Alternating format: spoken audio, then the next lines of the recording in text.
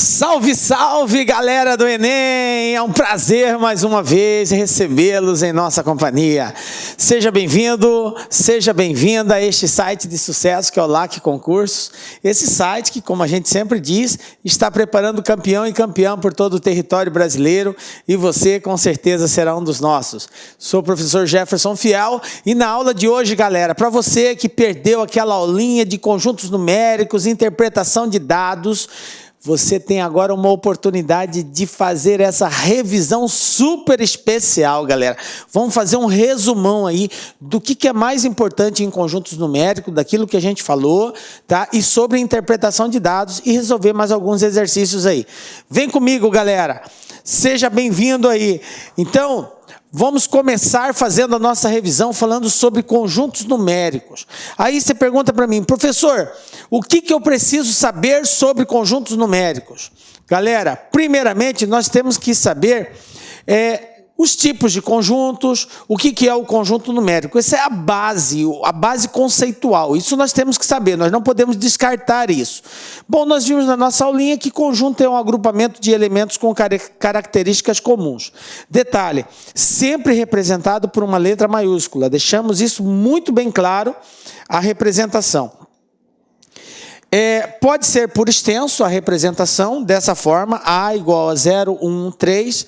Pode ser por propriedade. Propriedade é quando a gente escreve de forma nominal, tipo B, X, tal que X é par. Ok? Então, quem são esses elementos aqui? São todos os elementos pares. Pode ser positivo ou negativo. Pertence ao conjunto B. É uma forma de representar também.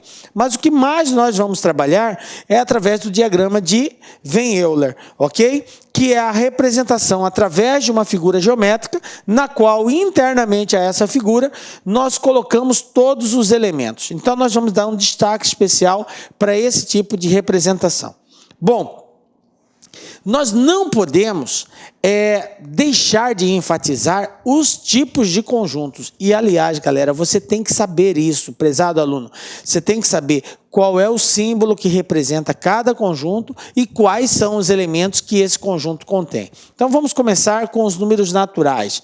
Números naturais representados pela letra N. O que nós falamos a respeito disso, galera?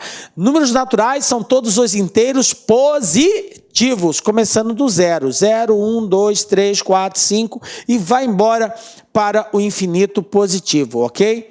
Só uma observaçãozinha, quando aparece o asterisco no N, indica que o 0 está fora. Lembram disso, né? Qual outro conjunto que nós falamos? Conjunto dos inteiros, representado pela letra Z. Observe que cada conjunto tem uma letra associada a ele. Então, inteiros é Z. O que nós sabemos a respeito dos inteiros? Ele envolve números positivos e envolve números negativos. Aí, veja bem, se ele envolve os positivos, quer dizer que tudo que é natural também é inteiro. Não esqueçam disso. Todo número natural também é inteiro, porque o inteiro tem a parte positiva e a parte negativa. Depois, nós falamos dos racionais, tá? O racional é representado pela letra Q, ok? Quem envolve o racional? O racional envolve todos os naturais, os inteiros, e além deles, os outros números que são expressos na forma decimal. Desde que seja o decimal finito. O que é um decimal finito? Nós falamos lá. Decimal finito é quando aparece um número expresso por vírgula, por exemplo, 56. 3,56. Parou aqui, é um decimal finito. Ó. Não tem mais números depois do 6. Então, todos os decimais que forem finitos, eles são racionais. E os que não forem finitos, que forem infinitos, que é o caso das dízimas. Bom, por exemplo, 0,35, 35, 35 reticências. Observem que eu tenho uma dízima, ou seja, é uma numeração infinita, decimal infinita. Por isso ser dízima. Agora, a dízima ela tem de duas formas. Ela pode ser periódica ou pode ser não periódica. Quando que a dízima é periódica? Quando os elementos que aparecem depois da vírgula, eles vêm num processo de repetição, tá? De 2 em 2, de 1 em 1, de 3 em 3, enfim, de período em período. Ele repete. Então, aí nós dizemos que a dízima é periódica. Então, as dízimas que são periódicas também são números racionais. Estão lembrados disso, né? Bom, então a gente diz que racional são todos os números que são expressos através de vírgula. São todos os números que podem ser expressos na forma de fração. Aqui, ó, A dividido por B. Com B diferente de zero, porque não existe zero no denominador, ok? Bom, todo número que pode ser escrito na forma de fração é um número racional. Vimos também os irracionais, galera. O que nós falamos a respeito dos irracionais? É o contrário do racional. São aqueles que não podem ser escritos na forma de fração. Aí aqui entra os decimais infinitos, que são as dízimas não periódicas, ok? Aí nós demos o exemplo do número π, nós demos o exemplo do número de Euler, né, que é a letra E. Então, nós demos alguns outros exemplos. Raízes inexatas, raiz quadrada de 2, raiz quadrada de 3, ok? Também são números irracionais. Estão lembrados, né? Belezinha? Bom, agora que a gente relembrou quais são os tipos de conjuntos, aí a gente vai para o conjunto geral, que engloba tudo isso, tudo que é natural, tudo que é inteiro, tudo que é racional, tudo que é irracional. Então, ele vai ser, galera, real. Está aqui. Então, nós dizemos que os reais é a união do racional com o irracional. E aqui, sintetizando, representando essa figura, esse contexto, nós temos que N está dentro de Z, Z está dentro de Q, I não está dentro de Q. I e Q são separados, são conjuntos disjuntos. Nós falamos também sobre isso. O que é um conjunto disjunto? Quer dizer que eles não têm elementos comuns. O Q não tem elemento comum com o I. E tudo isso junto forma o conjunto dos números reais. Ok? Belezinha? Vamos entrar então nas operações com frações. Quais são as operações que nós precisamos... operações com conjuntos. Quais são as operações que nós temos que saber aqui? Basicamente 3, galera. União, intersecção e diferença. Vamos lá, então. O que é a união? Nós falamos que unir dois conjuntos implica o quê? Em pegar o elemento de um, pegar o elemento de outro e colocar dentro de um conjunto só. Detalhe. Aqueles elementos que forem comuns, que forem iguais, eu escrevo uma única vez. Não se repete eles. Ok? Exemplo, um conjunto A, 5, 6, 8, 9. Um conjunto B, 0, 1, 2, 3, 4, 5. Eu vou fazer a união de A com B, como que vai ficar? 0, 1, 2, 3, 4, 5, 6, 8, 9.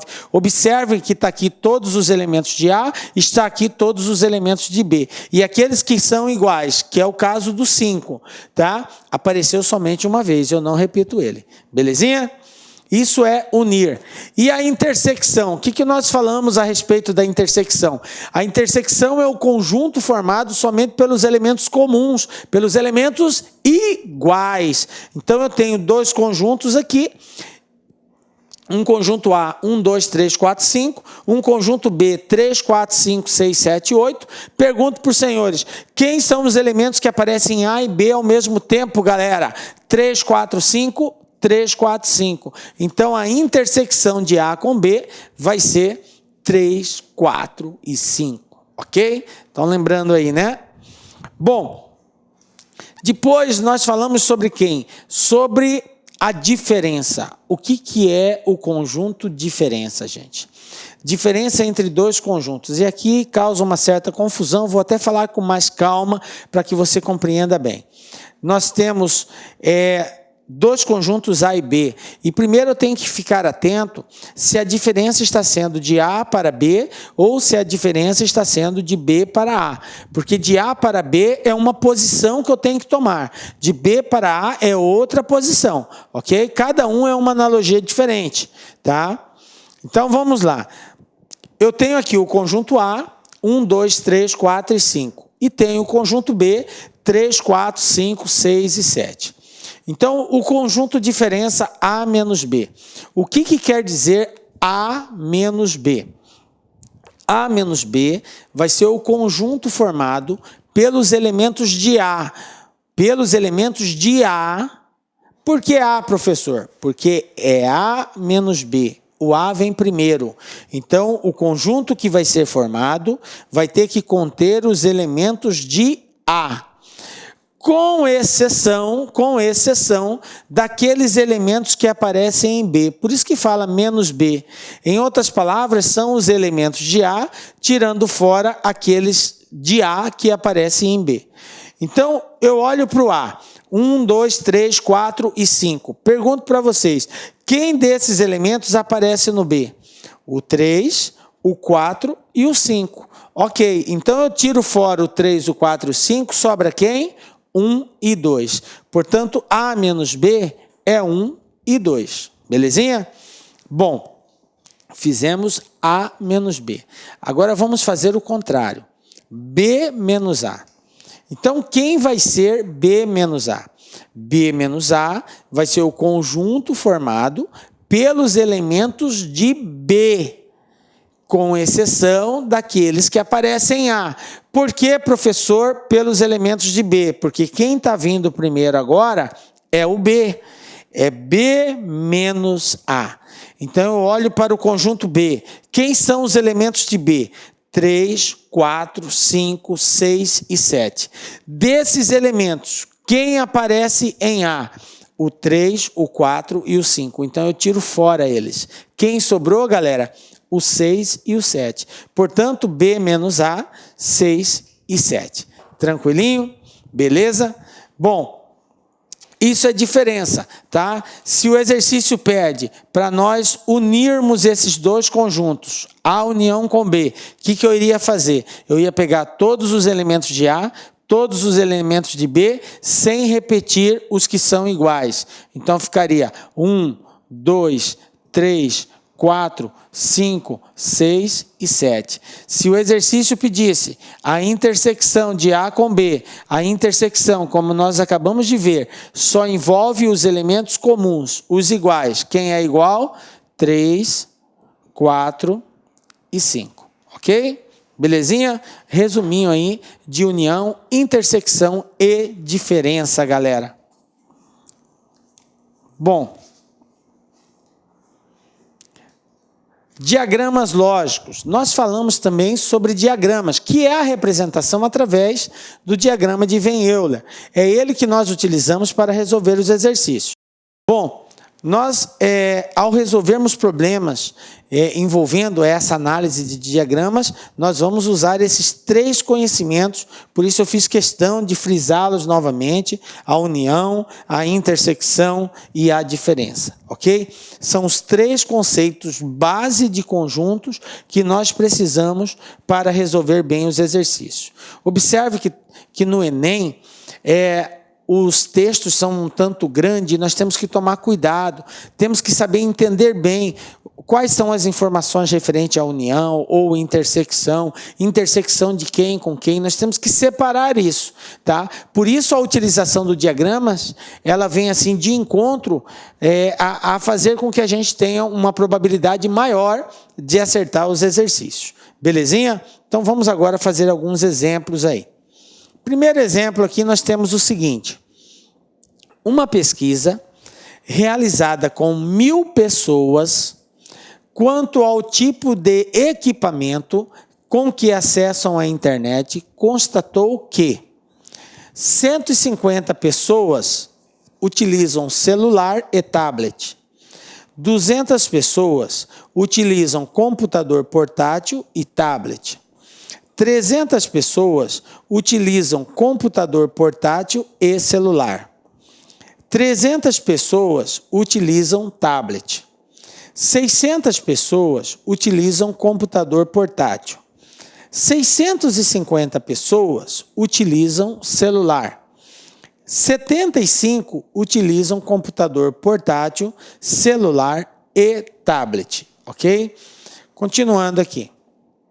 Tomando por base os dados desta pesquisa, é correto afirmar que o número de pessoas que acessam a internet utilizando outros meios é... Aí nós temos aqui as alternativas de resposta. Bom, veja bem, prezado aluno. O que nós vamos ter que fazer aqui para resolver esse exercício? Primeiramente, eu gostaria que você tentasse fazer ele antes de acompanhar a nossa solução. Dá uma pausa no vídeo aí, ó. Tenta resolver ele. Na sequência, você acompanha a solução que nós vamos dar aqui. Belezinha, galera? Tenta fazer, tenta bater a cachola aí. Nós temos aqui o seguinte. É importante que a gente anote todas as informações que nós temos. O primeiro passo para resolver esse tipo de problema é nós identificarmos quantas grandezas estão envolvidas nesse exercício. Então, vou voltar aqui.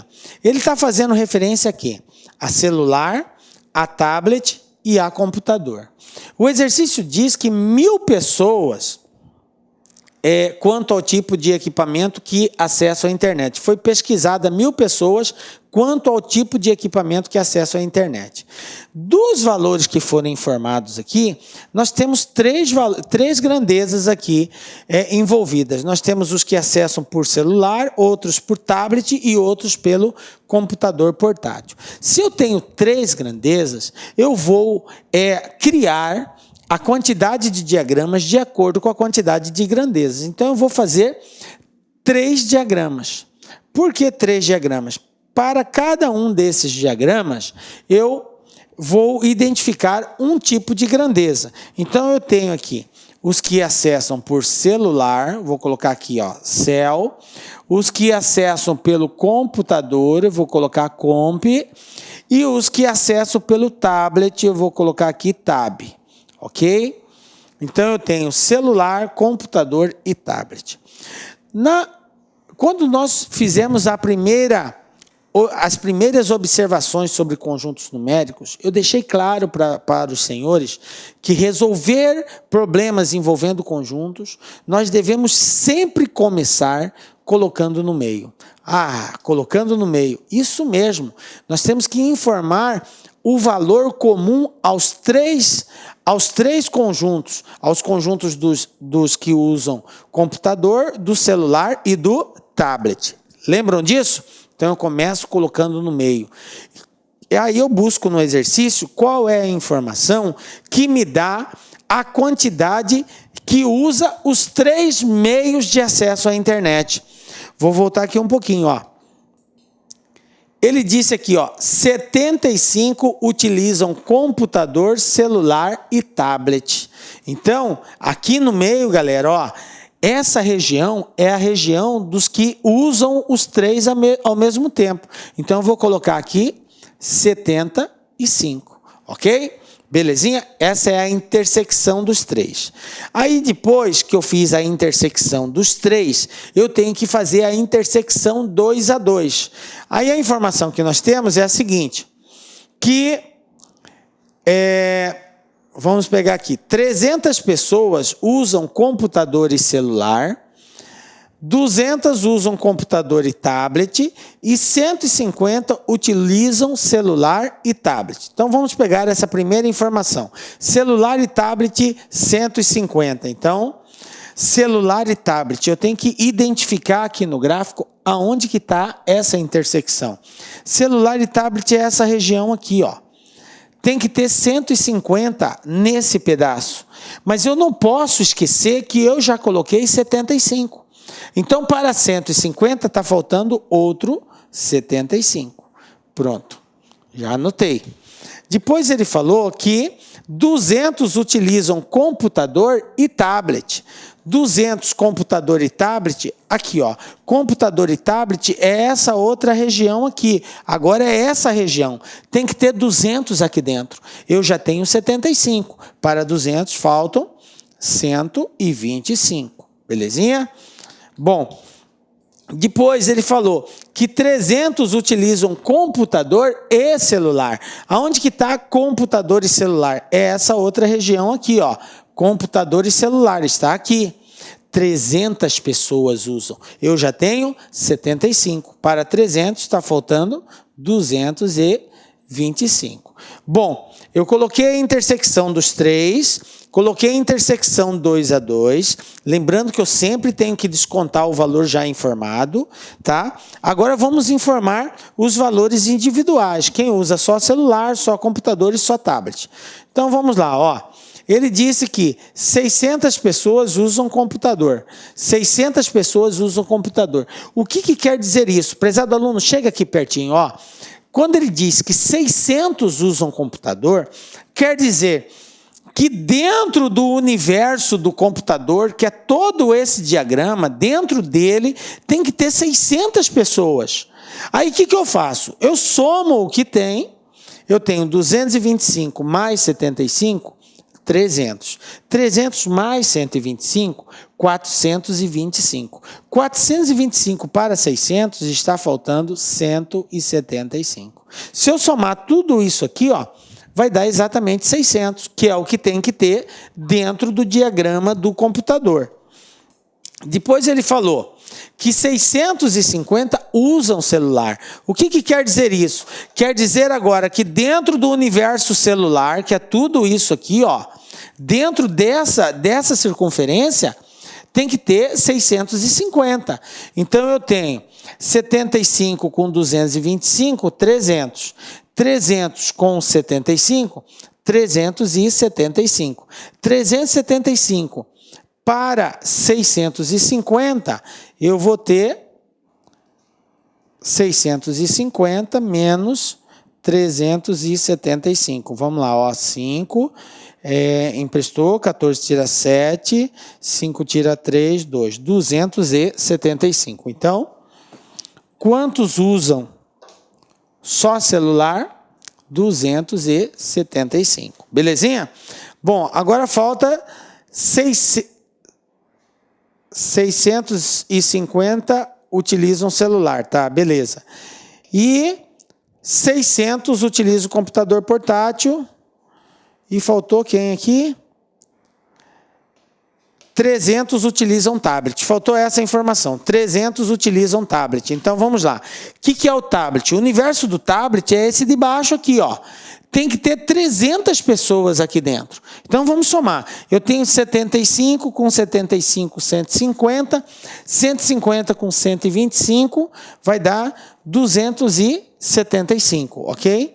275 para 300 está faltando 25. Pronto. Preenchi todos os espaços do diagrama. Agora, eu tenho que me atentar para a pergunta. A pergunta disse, tomando como base os dados dessa pesquisa, é correto que o número de pessoas que acessam a internet utilizando outros meios, gente. O que são os outros meios? Galera, outros meios é tudo aquilo que não seja celular, computador ou tablet. Qualquer coisa diferente disso é outros meios. Bom, como que eu vou descobrir isso? Eu sei que foram pesquisadas 1000 pessoas. Então, basta eu somar tudo isso aqui, eu vou saber quantas pessoas usam celular, computador ou tablet. A diferença de 1000 para esse total é o que acessa de outros meios. Então, vamos somar aqui. Eu sei que 275...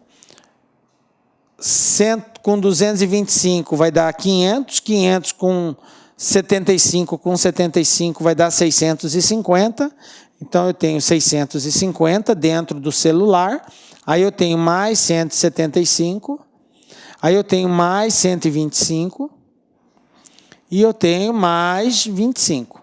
Somando tudo isso aqui, eu vou ter 15, vai 1, 6 com 7, 13, 13 com 2, 15, 15 com 2, 17, vai 1, 1 com 6, 7, com 8, com 1, 9, 975. Ou seja, 975 pessoas usam ou celular, ou computador, ou tablet, tá?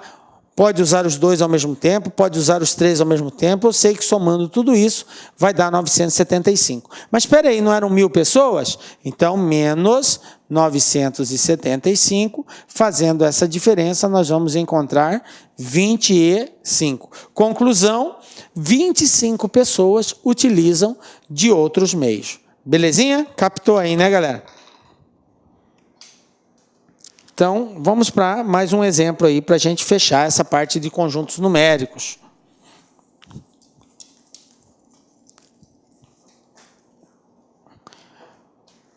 Exemplo 2, olha só. Num grupo de 61 pessoas, 18 gostam de seriados, mas não gostam de telenovelas. 5 pessoas não gostam de telenovelas e nem de seriados. 6 das pessoas que gostam de seriados também gostam de telenovelas. O total de pessoas do grupo que gostam de telenovelas, mas não gostam de seriados é... Então, veja bem, gente. Primeira coisa que eu tenho que fazer é o seguinte, identificar quantas grandezas estão envolvidas aqui. Eu tenho 2 tipos de conjuntos. Eu tenho o conjunto das pessoas que gostam de seriados e eu tenho o conjunto das pessoas que gostam de telenovelas. Portanto, eu vou ter 2 diagramas.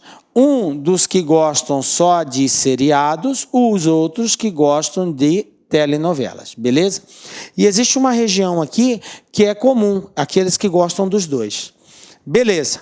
O exercício falou que são 61 pessoas, eu tenho 61 pessoas.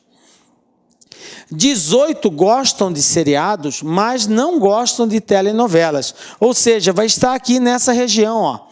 Os 18 aqui gostam de seriado, mas não gostam de telenovelas. Porque se fosse aqui no meio, gostaria dos 2, tanto de telenovela quanto de seriados.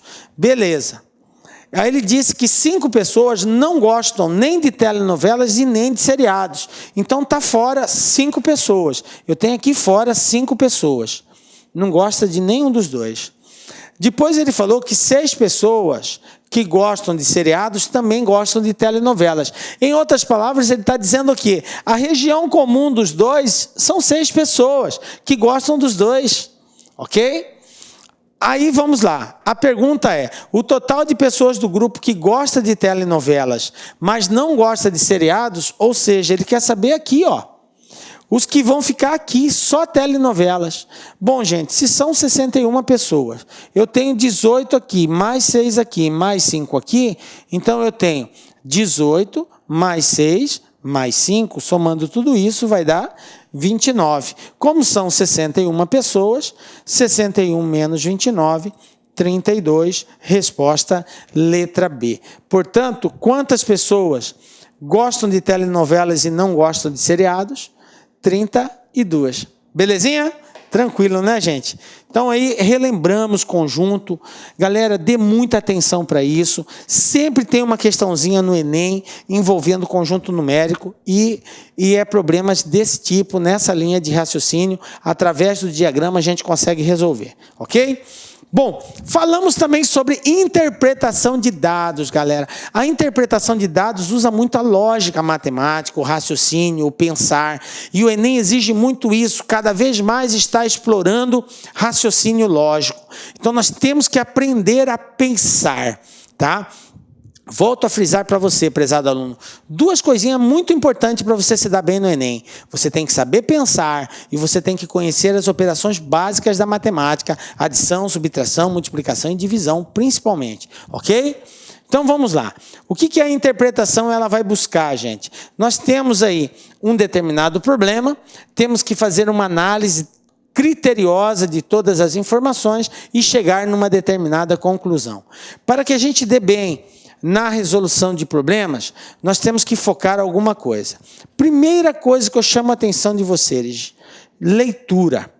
Geral, não é meia leitura. Às vezes o aluno já leu no início o probleminha, leu as primeiras linhas, ele já acha que já consegue fazer o exercício. Galera, toma cuidado, muita gente já caiu por conta disso. Leia todo o texto com muita atenção, marque destaque a pergunta, tá? Isso é muito interessante. Leia com muita atenção e destaque a pergunta para você entender o que você tem que fazer.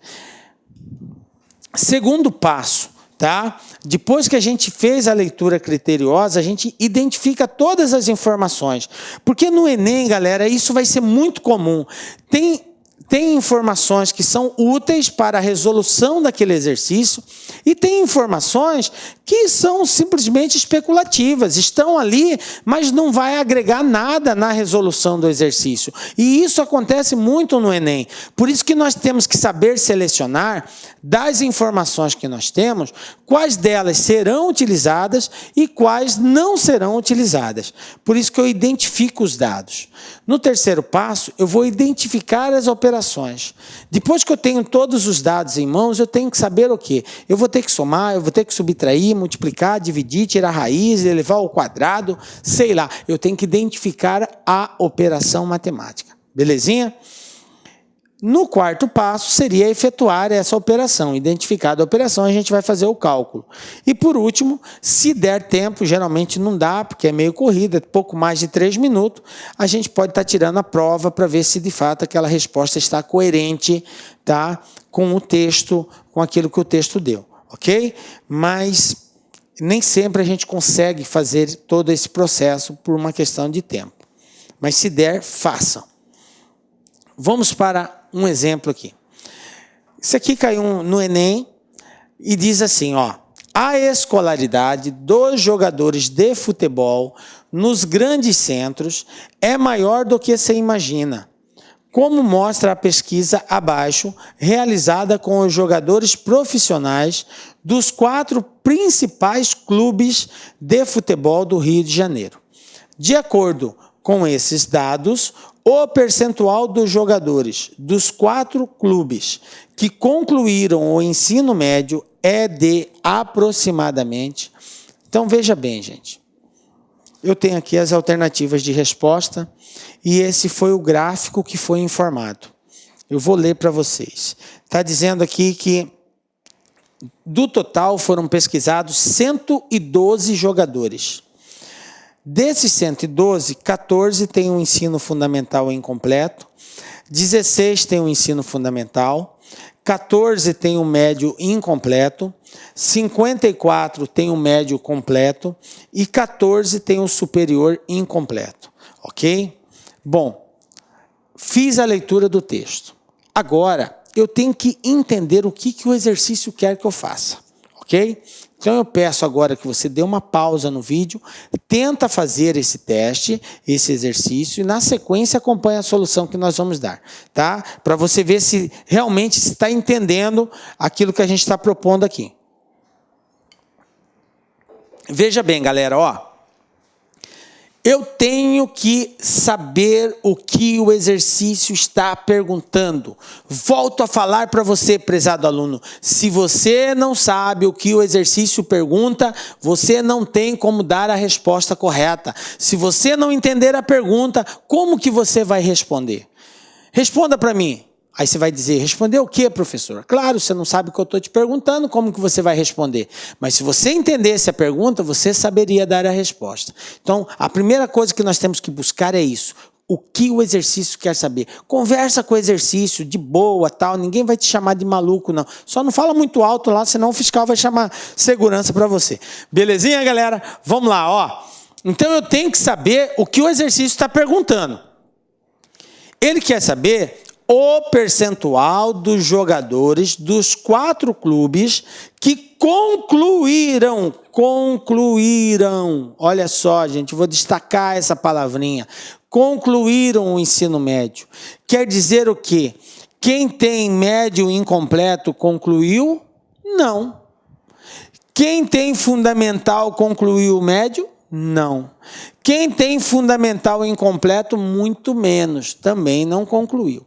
Agora, o grande erro da grande maioria dos alunos que fizeram essa prova foi o seguinte.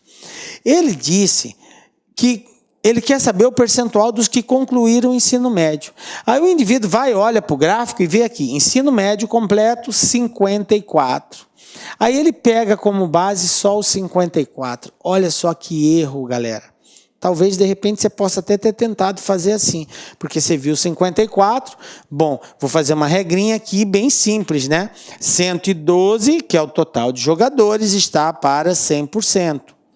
54 está para X. Multiplico cruzado, acho percentual. Correto? Errado. Errado. Não posso pegar o 54. Professor, mas por que não pode pegar o 54 se está ali? 54 tem o ensino médio completo. Galera, a pergunta era o percentual dos jogadores que concluíram o ensino médio. Não diz que somente concluiu o ensino médio, tá? Pergunto para os senhores, quem tem superior incompleto, não já concluiu o ensino médio? Ah, professor, claro que sim. Quem está fazendo o superior, mesmo que não tenha concluído, é porque ele já terminou o ensino médio. Não tem como ir para o superior sem ter terminado o ensino médio. Então, qual é o total de alunos que terminaram o ensino médio? O ensino médio eu vou ter que somar os 54 mais 14. Isso aqui vai dar 68. 68 já concluíram o ensino médio e não 54. Então aí a gente coloca aqui 68 está para X. E vamos fazer a multiplicação cruzada. Quem vai ser X? Vai ser 68 vezes 100 dividido por 112. Ok? Bom, fazendo essa conta aqui, vamos lá. Eu vou ter... Vamos lá analisar essa questão aqui. Vou passar para outra tela que fica mais claro para a gente resolver. Ok? Então, eu tenho x igual a 68 vezes 100 dividido por 112. Belezinha? Bom, nós podemos simplificar aqui para facilitar um pouco. Tá? Eu tenho 68 vezes 100 vai dar 6.800 dividido por 112. Eu vou simplificar para me ficar com valores menores. Se eu dividir por 2 aqui em cima, por 2 aqui embaixo, eu vou ter 6.800 dividido por 2 é a metade, né? 3.400. 112 dividido por 2 também é a metade, 56. Bom, como eu tenho dois números pares, eu vou continuar simplificando por 2. Então, eu vou ter 3.400 dividido por 2 é a metade, 1.700. 56 dividido por 2, a metade vai dar 28, ok? Ainda dá para me simplificar. Os dois são pares, divido por 2 de novo, olha só. 1.700 dividido por 2 vai dar 850. E 28 dividido por 2, 14. Olha só, os dois são pares, ainda dá para dividir por 2. Então, vamos lá. Dividindo por 2 em cima, dividindo por 2 embaixo, eu vou ter 850 dividido por 2, 425. 14 dividido por 2, 7. Bom, agora não dá mais para simplificar. Mas observe que as alternativas de resposta que nós tínhamos, tá? Todas elas fazem referência... Vou apagar aqui para mostrar as respostas, ó. As alternativas de resposta que nós temos, tá? Elas estão dentro de um percentual. Ok? 14, 48, 44, 60 e 68. E observe que o exercício colocou aqui, ó, aproximadamente. O que quer dizer aproximadamente, gente? Aproximadamente quer dizer que não vai ser bem real. Então, eu pego 425 e divido por 7, vai dar 7 vezes 6, 42. Para 42, nada. Abaixo 5. 5 não dá para dividir, 0 no quociente. Então, olha só, 60. Pronto, está aqui 60%. Letra D, não tem mais nada para baixar. Então, aproximadamente 60%. Ok? Belezinha?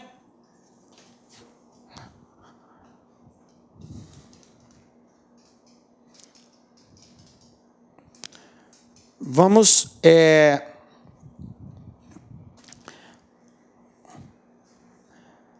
para mais uma aqui. Nós temos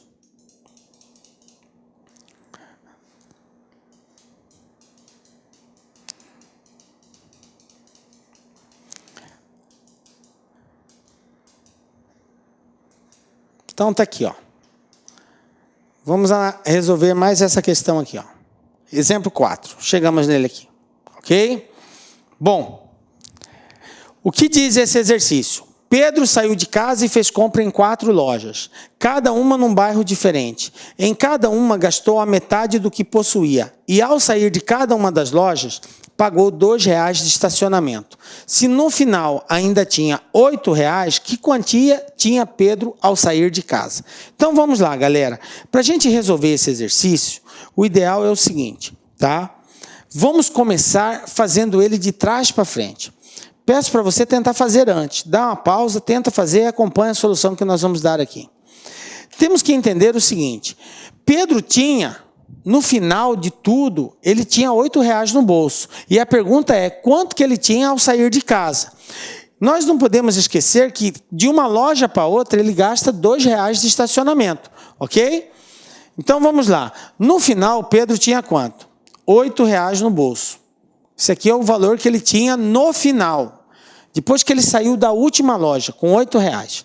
Então, vamos voltar para a última loja, que seria a 4ª loja. Pedro saiu da 4ª loja com quantos reais, gente? Saiu. Com quantos reais? Ah, professor, não sei. Com 10. Por que Pedro saiu com 10, professor? Veja bem, ele saiu com 10 da 4ª loja. Ele não pagou R$2 de estacionamento? Aqui teve o estacionamento, ó. Ele pagou R$2. Então, 10 menos 2, que ele pagou de estacionamento, sobrou 8. Ah, entendi, professor. Beleza. O exercício não falou que ele gasta metade do que ele possui em cada loja? Então, veja bem, se ele chegar na loja com R$20, ele vai gastar quanto? 10. Se ele chegar na loja com 50, ele vai gastar 25. Se ele chegar na loja com 100, ele vai gastar 50. Sempre a metade do que ele tem. E a gente pode fazer o contrário. Quer dizer que se ele saiu com 30, é porque ele entrou com 60. Ele gastou a metade, sobrou outra metade. Se ele saiu com 40, é porque ele chegou com 80. Porque ele entrou, gastou a metade. Então, 40 mais 40, 80. Captaram aí? Belezinha? Então, se ele saiu com 10 na 4ª loja, ele entrou na 4ª loja com quanto? Com 20. Ele entrou com 20. Gastou 10... sobrou 10, pagou 2 de estacionamento, ficou com 8. Belezinha? Bom, vamos para a 3ª loja. O que acontece na 3ª loja? Ele saiu da 3ª loja com quanto, gente? Veja bem, não posso esquecer que quando ele sai da 3ª loja para ir para a 4ª, ele paga o estacionamento. Então, daqui para cá, ele chegou aqui com 20, mas ele pagou 2 de estacionamento, então ele saiu da 3ª loja com 22. Professor, como assim? Saiu com 22, pagou 2 de estacionamento, entrou na 4ª loja com 20. Tá vendo? Como eu estou fazendo o processo contrário, eu não vou subtrair, eu vou somar. Bom, se ele saiu com 22, é porque ele entrou com o dobro disso daí. Então, ele entrou com 44, ok? Da 3ª para a 2ª loja, o que aconteceu? Ele saiu da 2ª loja com 44, mais o valor que ele gastou no estacionamento. 44 mais 2, 46. Bom, se ele saiu com 46 da 2ª loja, é porque ele entrou na 2ª loja com 92. Por quê? Porque 46 mais 46 é 92.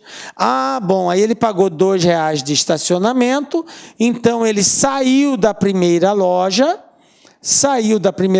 com 92 mais 2, que vai dar 94. Bom, se ele saiu com 94, ele gastou outros 94, portanto, ele entrou na primeira loja com 188. Então, essa é a resposta. Com quanto que Pedro saiu de casa? Com R$188, galera. Belezinha?